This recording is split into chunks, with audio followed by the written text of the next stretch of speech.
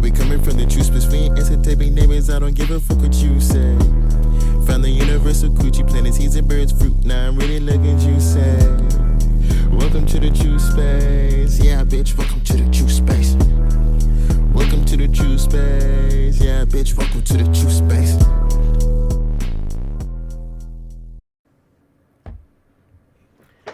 What's good, everybody? My name is Open Book. This is my Hey partner, guys, this is Hearth. Welcome back to Truspace. and this is breaking down the energy of Venus and Cancer. So let's take a look at the energy. Venus moving into Cancer. How do you think this is gonna hit So everybody? our love matters. What we love and appreciate, even indulge in, what we get lost in, our desires. All these things relate to the concept of light, love, illusions, everything in the third dimension that people get love to get lost in. That's what Venus is, and Venus is so close to Earth. This is why the impact of Venus is so powerful. You see, there's so many religion. Uh, Concepts like Islam and things of that nature. Taurus worship, it's so common in so many religions and civilizations. Africa, Arabia, India, the second house worship, Taurus, and the moon is exalted there, so we're heavily emotionally attached to those things. But right now, since Venus is in Cancer, Venus is moving from the area of allowing us to think logically and dualistically about our love matter, and depending about how curious we were and the information we gathered about these things, we're moving into a better area to initiate and not be this indecisive like Venus in Gemini, to go after our love matter and to be much more aggressive and to understand these things and to reflect on them on a deeper level, to see uh, the difference between like emotion and logic of Gemini, if you will. Mm-hmm. Mm-hmm. Yeah, for sure. And the nature of Venus is very transactional. That's why balance is such a heavy focus, because you can easily, and overindulging is such a danger, because you can easily, overput, and say, like with in Taurus's case, you can overtake, and keep on consuming. But what Venus exchanges in is emotion. This is what gives it, this is why it's like the daughter of, like, the moon. Venus is like the eldest daughter.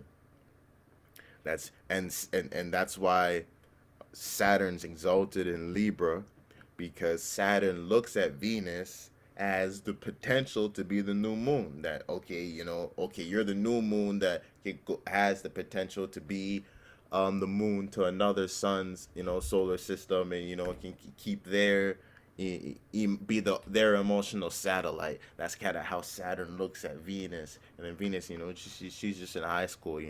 She's just learning about sexuality, and how to exchange emotions with each other. So that's primarily her focus. And you're right, it is really initiating a new phase uh, of you know comfortability or self-image on that exchangatory level of how you exchange energy, from, like what you were saying, Venus and Gemini being so indecisive, being so scanning your options.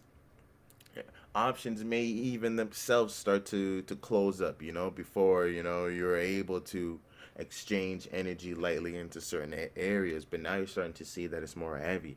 Now it's starting to see that when you the esoteric contracts are a little bit more serious now, when you start exchanging energy on that level. So you really don't want to be going too crazy on things that you don't care about, that don't provide that comfortable self-protecting type energy.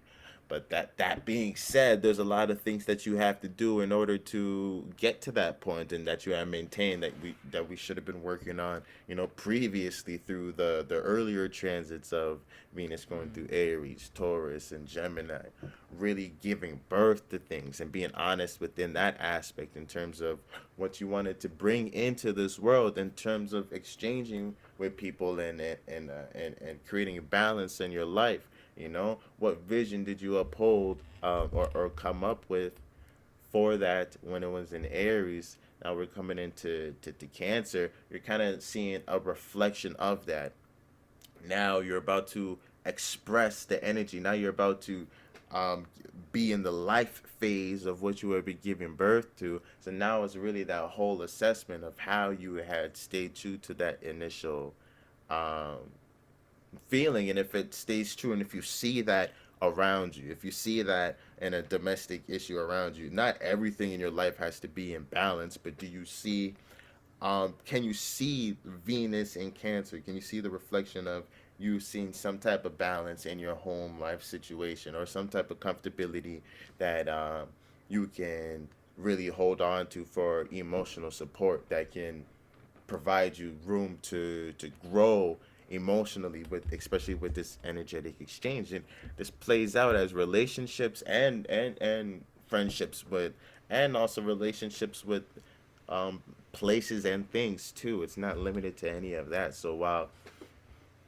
Venus, it may be talking about your love matters, and you be getting more comfortable with a person. You starting to really more starting to exchange energy with individuals that you care about more, or you're starting to realize that you care about them more. Or it could also be a place that you go to, that you go to indulge in, a thing that you go into indulge in, that you enjoy, that you want to establish more comfortability on.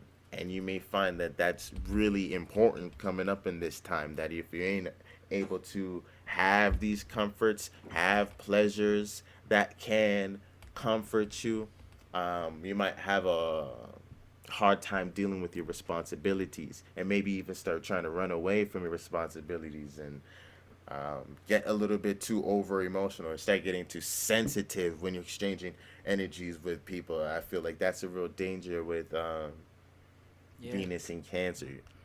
Venus in Cancer could make you overindulge when it comes to expressing your emotion, and Venus could get very addictive to Cancer in nature, especially with the moon allowing it to reflect that nature in a very cardinal Mm-hmm. way, and especially because Jupiter there, because if it's gonna force you to want to experience more about its own love matter, and understand it's what's inside its own heart and things of that nature. Yeah. Mm-hmm. Mm-hmm. Yeah, it's just like how the mom would probably, shelter and overprotect Mm. the elder daughter, and kind of prevent her from, you know, understanding or taking responsibility for her actions, uh, because she, is gonna have to go and deal with her own actions, and be held responsible for them initially. But um, that extra support that you can get, that extra comfortability, that extra nurturing, the rubbing on the hand, you be like, it's okay, honey, and stuff. Maybe it's not okay, and you need to sit in that energy for a little bit because you fucked shit up, or you did something bad, and you need to understand that and tie that bad feeling to whatever feeling it was, and not the comfort, type aspect emotion, because that you can end up getting really switch things up, or I get build up some toxic traits moving in that type of fashion.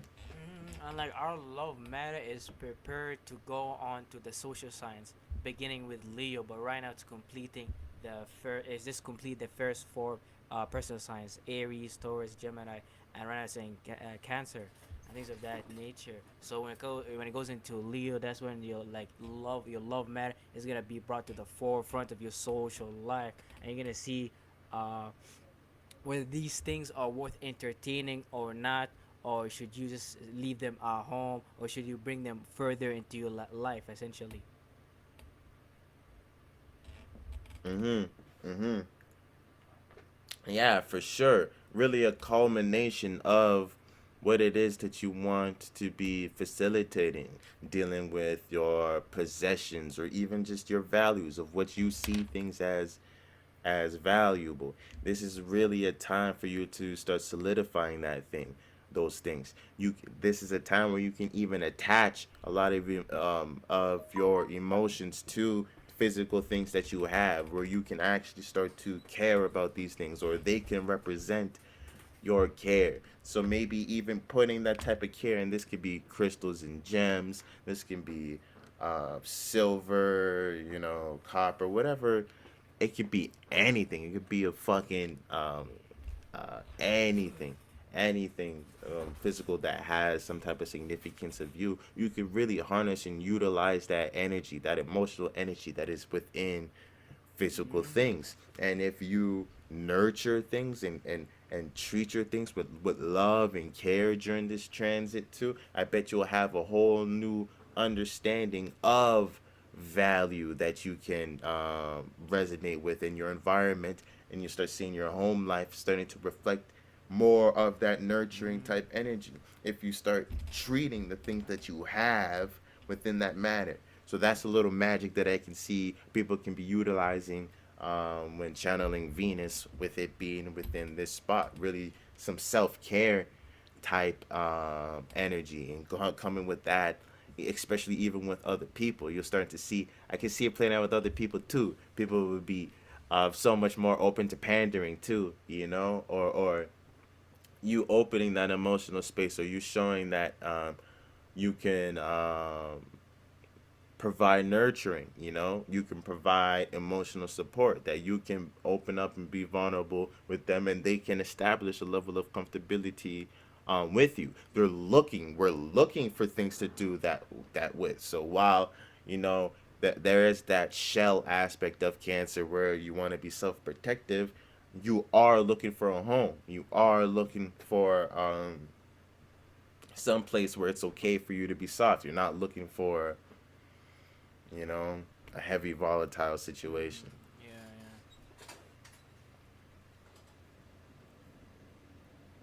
yeah. hmm Yeah, for sure. And then let's look at the transits that Venus is going to make in Yeah. Cancer.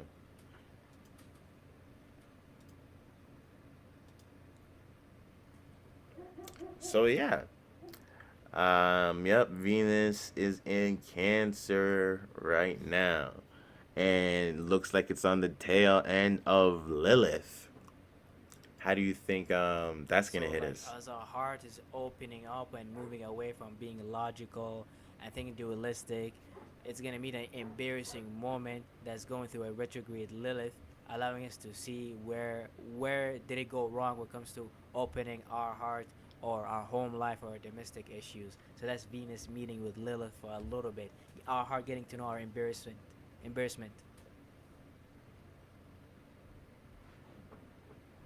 Mm-hmm. Mm-hmm. And that's a good aspect to do it, or even you can start to see your own laziness or your own neglect, and maybe this is where that self-care and that self-nurturing comes in, that we've been talking about, that you can help to balance that type of aspect. You can either let that embarrassment or those things that you're drawn into, really hold you back, or make your Venus in Cancer more ultra Mm-hmm. sensitive, or you can use that to understand, in terms of reflecting on how you want to feel and how you want to be exchanging energy on Mm-hmm. that level, um, to turn it to positive. Um, and then uh, Venus is making a square with Jupiter in Aries. How do you think that's gonna So hit? while we're focusing on reflecting on our love matter and what we indulge in, Jupiter, the planet of expansion, extracting knowledge and wisdom, wants us to expand and learn more about this vision and imagination that we want to bring into reality. So there's gonna be a battle about our passions and desires versus our home and domestic issues, because Jupiter is a bigger planet than Venus. So majority of our energy is being put there, but Venus is really forcing us to really pay attention to uh, what we love, appreciate, and what we want to emotionally connect to, while we want to be aggressive about our own sense of expansion. So that's a battle. A battle between the two benefics is what they call them. Simply just because generally wherever Jupiter and Venus go, they bring prosperity and abundance.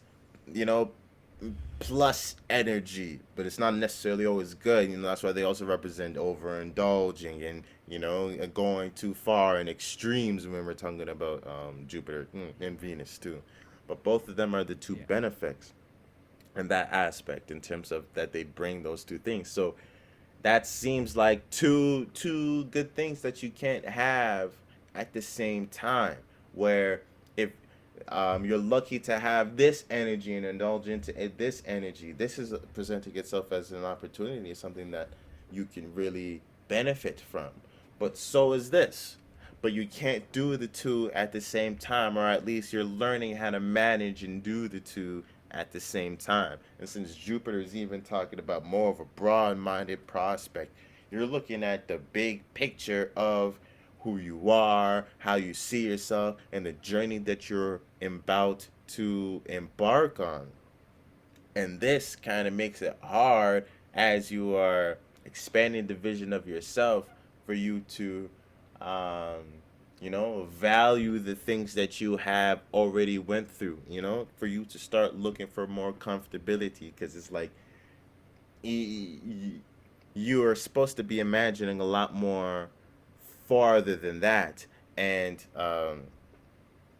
but now you're taking this receptive role with your how you're emotionally exchanging things, which may make you value comfort a little bit too much, which may start shrinking the or making you not uphold the real vision that you had upheld. It's like you went and just to give this is a terrible example, but maybe it's a good example. Say, like how in Minecraft, like how you have to walk around to open up the fucking map.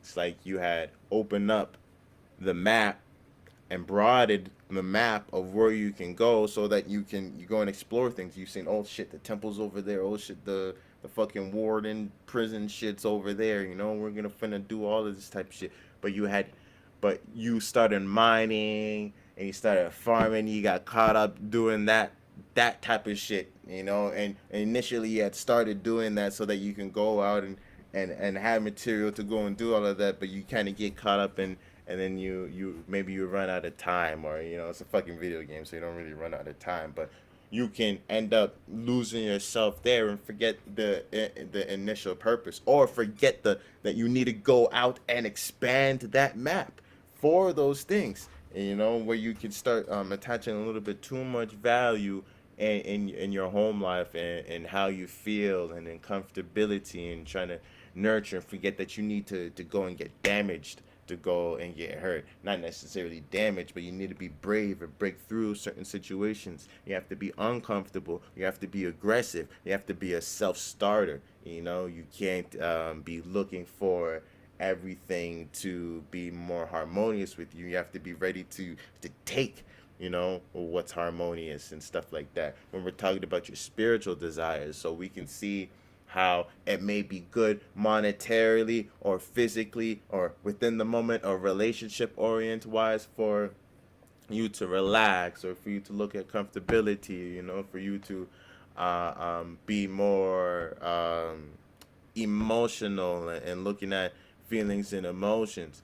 But your spirit, what you want to gain meaning in the world, and the journey of you understanding your higher mind is way more aggressive, is way more wanting to break out. So make sure you're not putting that aspect of yourself that wants to explore, that wants to see new things. Maybe this value, this comfortability isn't it. Maybe you can have more comfortability. Maybe you don't need that amount of comfortability. Maybe it can be a whole bunch of different things. So don't let us forget about that Jupiter and Aries type energy.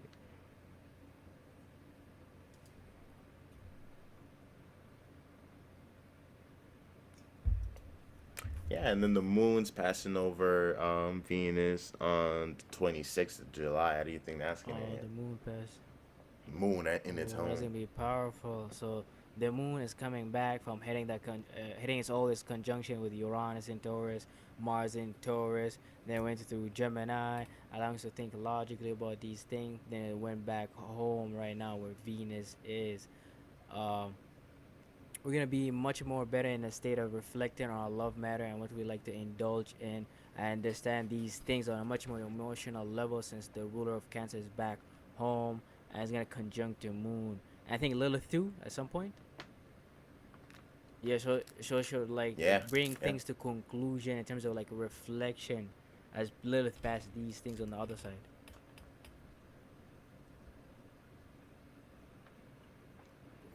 for sure. And that's also another time, like when I was just talking about, and then that's going to be squaring Jupiter, so you have to be worried about it, whether what you're indulging into or attaching your feelings in or esoteric actions that you're creating is, shrinking the what you can be and how you see yourself, and you're placing faith in yourself for expansion. But you can also positively, Well, yeah. you're gonna learn how to manage like benefic energy in both spectrums, if you will, in your own personal life, but also your love matters. It's having a lot of good things to do, but like you gotta manage these things essentially. That's what the square is teaching you to do, basically. Hmm. And I see it's like some heavy um, uh, manifestation energy, especially because Lilith is there and the moon's there. You can really utilize this emotional energy. Like say if you really need to get behind, maybe even a skill or a talent, a certain value, or maybe you really want something, you can really attach a lot of emotion onto physical things like that, or into certain sensations that you want to, certain emotional exchanges, or even physical transactions that you want to make, that you can really attach a lot of emotions onto something, and using that to your advantage. Something can really represent a certain emotional state of being, a physical thing, and that really helps you stay grounded or remember that energy, and utilize it in some way or fashion. See heavy potential for magic with that alignment.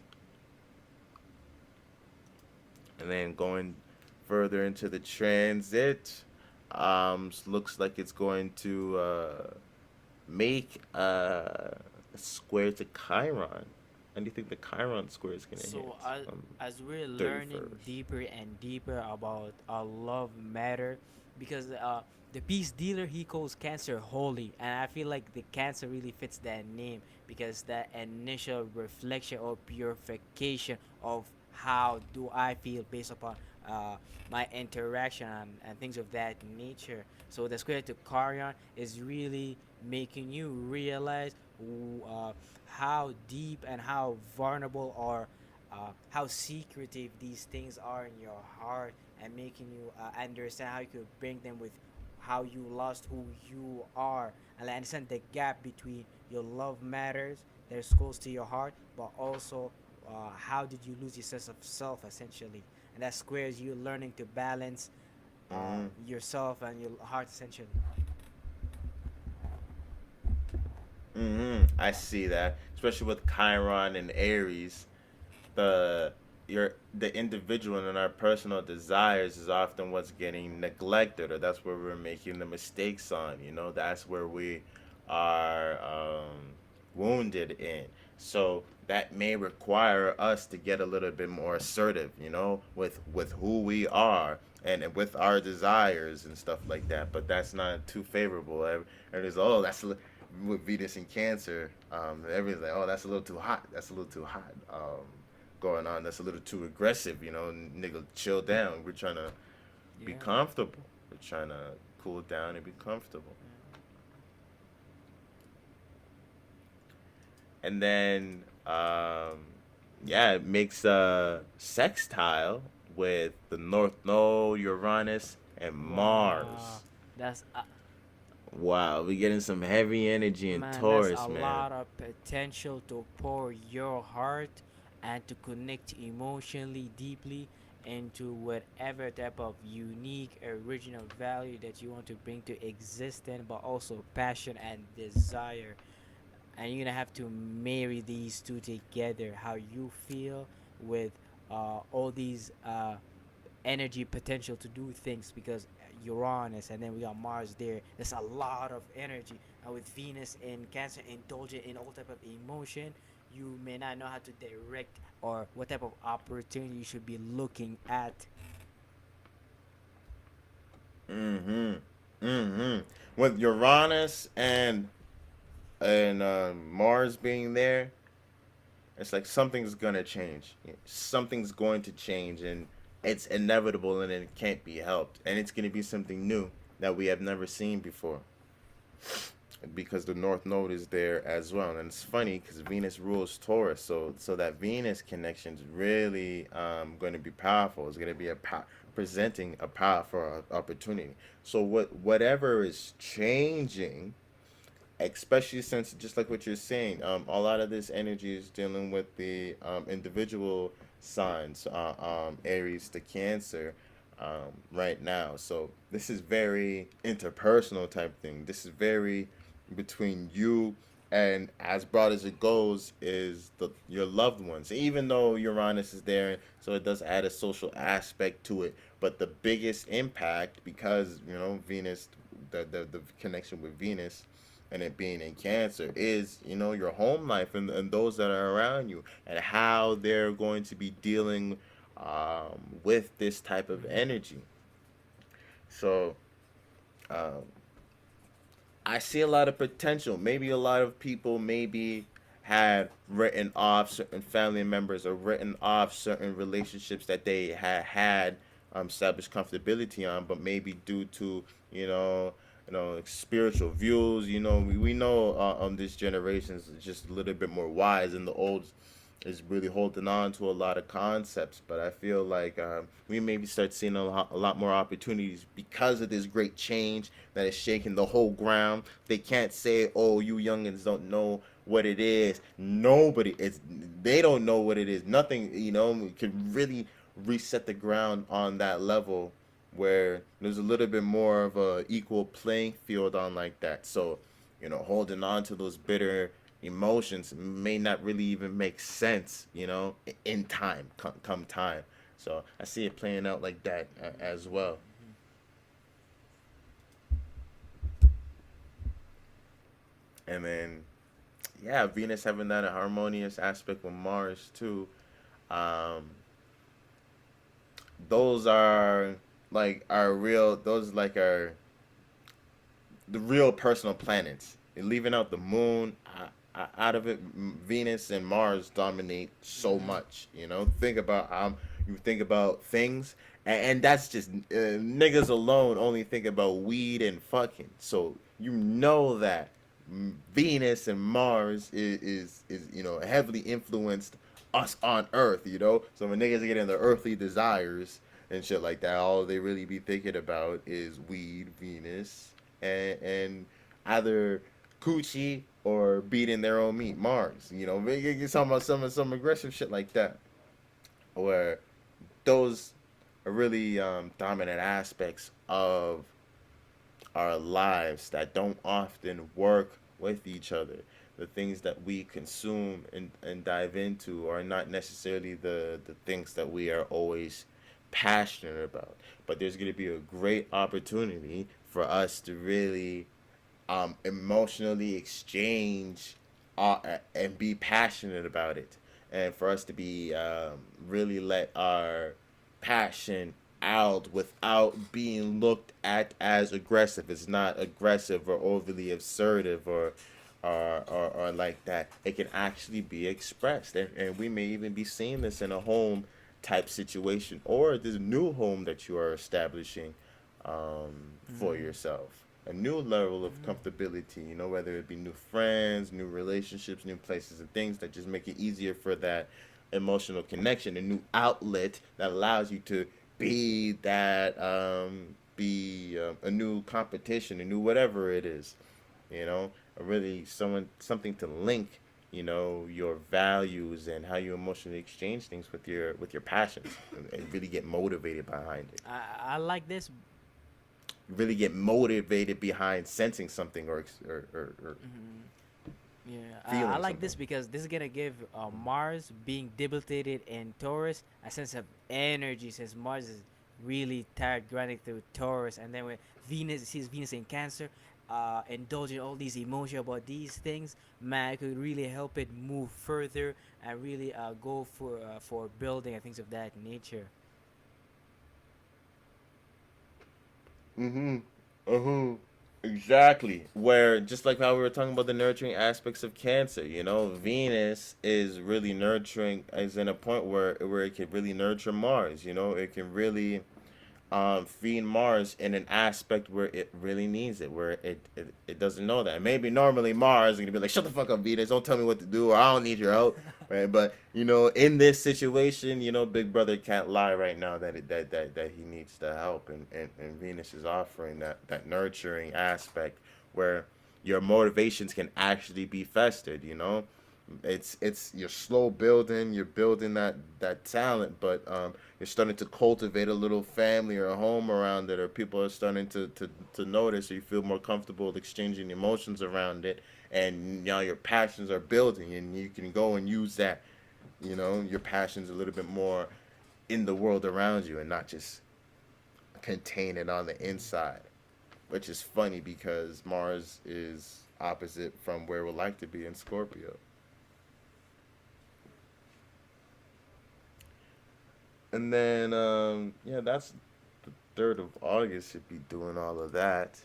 And then it's coming into a sextile with Neptune. How do you think that's going to hit? Man, that's heavy emotional water. So our love matters since we've been reflecting on it through Cancer time, learning how to connect with these domestic issues and learning um what do we really love and what tweaks our heart, if you will. Now we're seeing the opportunity with our dreams and illusions and imagination. What can we connect to on a heart level? Venus and Neptune, that's a powerful energy to unite things into existence. Yeah. Mm-hmm. That's definitely a powerful aspect for you to start employing your creativity in your home life. And it can play out both ways where you're using your home life and comfortability and nurturing energy in some respect, whether it be with your relationship, with people or places or things, and that healing your subconscious influences that you held within your mind and maybe start dissolving some illusions, or and playing out the other way where your beliefs and diving into your spirituality and understanding your subconscious mind is starting to help you create a better home situation, and facilitate home, so it can play out in both ways, but it can also play out in where it starts bringing out the negative aspects of those water alignments. And with Pisces, it's going to be escapism, and then with Cancer, it's going to be self protection and sensitivity. So you can be really sensitive about your belief systems, your the subconscious things that you have had building up, and a home environment or a comfortable environment can really start facilitating these things, especially if with all of these transits with Neptune and Pisces, the fog is thick, the illusions are thick. So if we're starting to dive into getting too comfortable with certain values, with certain luxuries, with certain relationships and stuff like that, it really could feed into certain illusions that we haven't checked, that we haven't been fully aware of, especially since it's Pisces and Neptune energy. These are things that could be subconscious that we really aren't aware of, that start to come out. So it can play out both ways. As long as you're having that awareness and knowing what's going on that level, you can start to mediate these things and bring out the positive aspects of, like what I was talking about before, where you're really healing the home, or where you're really healing your subconscious beliefs with this energy instead of being victimized by them. But it's gonna be real ease of access on that emotional level, on that day, on the 6th of August, with that with those alignments going on.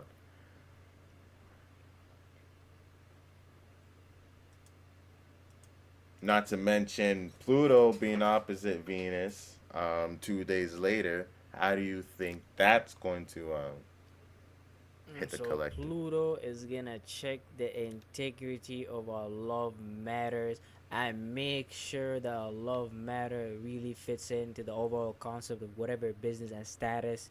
For example, depending on what type of people we gonna bring into our home, depending on Venus being in Cancer, they're gonna have to do something with our status, business, ambition. We cannot separate home and status alone anymore. So Venus in Cancer now opposing Pluto in Capricorn wants to see whether these things you're loving, that you're bringing home, that you're indulging in, are they gonna help you build on these future things that we need later on, since Pluto is going to move to the external, the masculine side of Saturn, which is Aquarius. So this is very important for Pluto. Pluto wants to check on Venus, like what is Venus doing?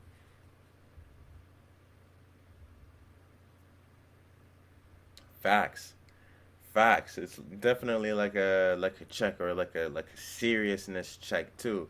And just like what I was saying, like with this type of energy, you could really attach, man, have attached or use, say if you have a physical thing, say something silver or copper or crystal or gem or some shit like that, and you had really assigned certain emotions to it, and it held you down and allows you to enter the state of comfortability, familiarity, and nurturing, even in maybe situations that don't offer that, or somewhere where you can channel that energy.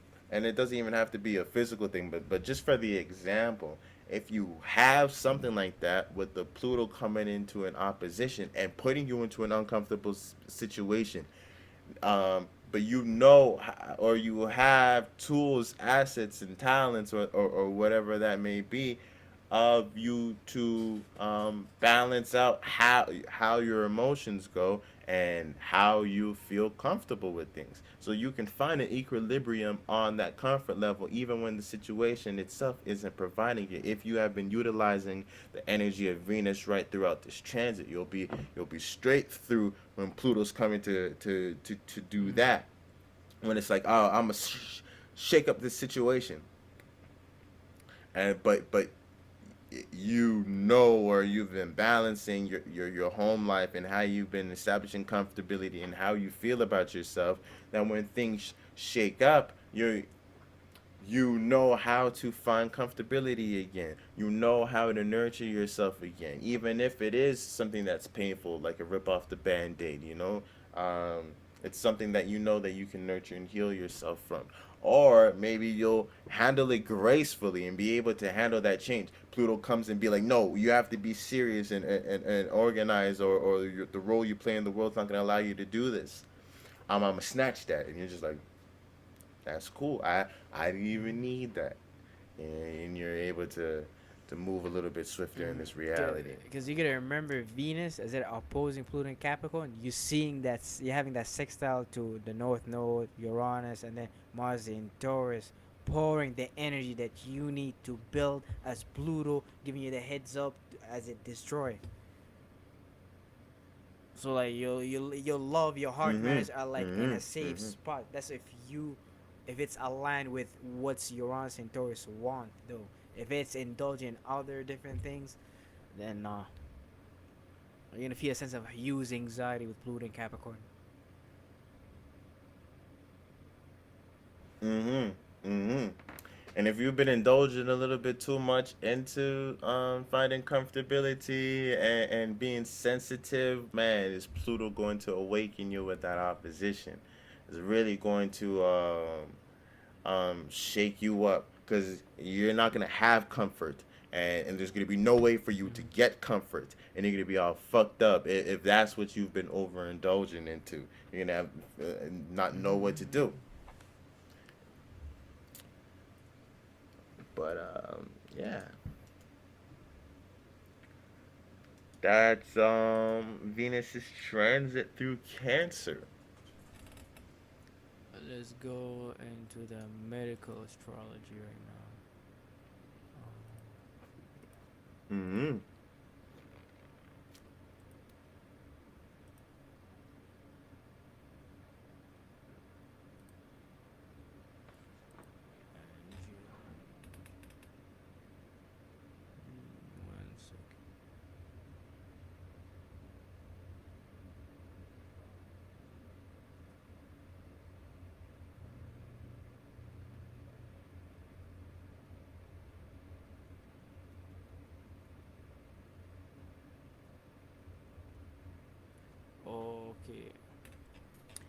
Venus in Cancer. So right here we have Angelina Jolie.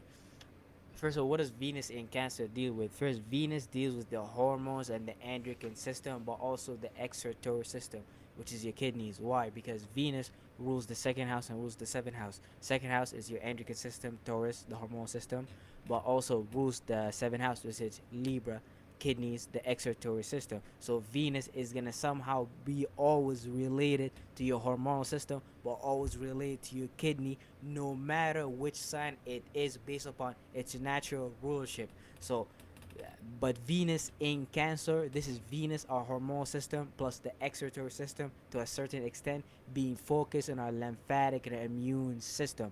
Hormones focus on unification. When you think of Venus, what does Venus deal with? Love, harmony. So think about that on a biological level. What does love, harmony, unification looks like on a biological level? It looks like organs working together in harmony. This is what in science called homeostasis, attempting to find equilibrium with our own body, because that's what hormones do. All they do is tweak our body with some certain chemical signals to make us feel comfortable, a little bit hot, a little bit cold, and things of that nature. So right here in Angelina Jolie case, her ascendant is almost a Cancer. So this tells us she's a phlegmatic person. She's a water sign based. She has a water sign based physical body, because your ascendant represents your physical body, which is your strongest point. But on the other side, the descendant represents your weakest body part. So if her ascendant is Cancer, her descendant is gonna be Capricorn. So this let us know she has a strong lymphatic and immune system, but also a weak skeleton system. She has weak bones and things of that nature. But when we look at her ascendant, we gotta look at the ruler of her ascendant, which is the moon. Her moon is in right now in Aries, which is which is falling. So this tells us her immune system is losing energy based upon the component, the moon being falling in Aries. So her physical constitution, her ascendant Cancer, is gonna weaken because the ruler of it is in Aries, experiencing cardinal fire, which deals with inflammation, and the moon being falling here also puts her in more potential to experience more inflammation when it comes to her lymphatic immune system, based upon her nervous system, Aries first house. But also it's her mid-heaven, so a lot of things dealing with her career is gonna cause her to initiate new ways of seeing and feeling, to really get out of her comfort zone, since Cancer is her ascendant. She could be one of those people who are physically or personally likes to be comfortable, but her MC midheaven is gonna force her to really initiate new ways to see reality and things of that nature. And Jupiter is there too, causing a lot of inflammation. Jupiter on the positive side could play out as flexibility, alkalinity, and things of that nature. On the negative side is acidity, over expansion, but also looseness. So she could experience all these going on with her moon, because her moon is at 13 degree while Jupiter is at 17 degree. So that could cause inflammation, expansion within what? The moon, the lymphatic immune system. But Mars is also there. So all this is adding a lot of Mars is hot and dry, and Jupiter is hot and wet. So you can see how that dries out the moon inner nature, and being in Aries, that's more drying out. So this also, in my opinion, what led her into having breast cancer, essentially, because all these things going on with the ruler of her moon. And we know Cancer, what does Cancer rule? She Yeah, breast got breast cancer. cancer. And she got breast cancer, but also what does Cancer represent? The heart. It represents the chest area. So that's very um, fitting for her, considering that Saturn is also there, creating constriction, creating rigidity within her lymphatic immune system. And Did she have to get? Did she have to get her yeah, breast yeah, reduced? Because yeah, you yeah, probably she don't. did. She did. It was Saturn's in Cancer. The reduction. It literally contracted the breast. The cancer. That's And but crazy. that Saturn square to Moon, Jupiter really affected what the way she see herself. So because she's a woman and things of that nature. So you could see how vulnerable she felt by doing this to her own breast. And the impact it has on her Exactly, career. exactly. on her Ex- image with Venus being on her ascendant. That's crazy. exactly. Oh, but also, And it was in no, a actually, continue, sorry, continue, yeah, continue. yeah. And it was because Cancer was and that energy was in her 12th house or So, lingering in her 12th house, which is just a playground for those built up to that's be what a I'm saying. It was disease. an accumulation based upon her subconscious. Mm-hmm. Mm-hmm. Um, let's see what else also interesting. Um, she has Pluto and Libra, so that tells us she's experiencing transformation and power control on a cellular level when it comes to her kidney and excretory system. Now, her Pluto may not connect with her ascendant, but what's important for us to recognize is how houses square each other. So if we have Pluto in Libra, and she has Saturn, Venus, and Cancer, but also she has nothing in Capricorn. She has the Moon, Jupiter in Aries. That let us know all these areas are gonna be in continuously fighting against each other to initiate what makes her body, I guess you could say, feel comfortable. But since Capricorn is her descendant, Capricorn is very weak and doesn't have any support. There's no plans there, so it's her bone structures through, but it's probably through routines, patterns, service that's gonna get war in town essentially, and it's gonna affect her business status Mm-hmm. and the way she uphold herself. Mm-hmm. Mm-hmm. And weren't her and like her Yeah. husband Brad Pitt, like together and not together and stuff like that, and they were having a lot of Mm-hmm. marriage issues. It's interesting. And Venus is on her ascendant, so her even being known for her relationships. But yeah, it's starting again. Them starting the relationship over. They probably always say that we need a new start. We need a fresh start with all that Capricorn or cardinal energy. But it wasn't structured or it wasn't disciplined like that. Where even if they hated each other, they would have stayed together because there's no planets in the Capricorn aspect. It was always I feel this way, I feel that way, and all of that. But Saturn and Mm-hmm. Cancer too. That's a There it scary is. alignment, especially in Mm-hmm. the 12th house. That's like, yo, I see it. And then if you talk to them and they're all escapey with their emotions, like, oh no, it's like, no, you gonna die, you gonna die. That's crazy. But this is it for Venus and Cancer. Yeah, that's the transit of Venus in Cancer. So fuck with the video, like and subscribe. Follow us on Instagram, TrueSpace underscore. Check out our website, TrueSpace.biz, and hit us up for some services. We'll do you right. And yeah, we'll see you guys Thank you next for time. listening.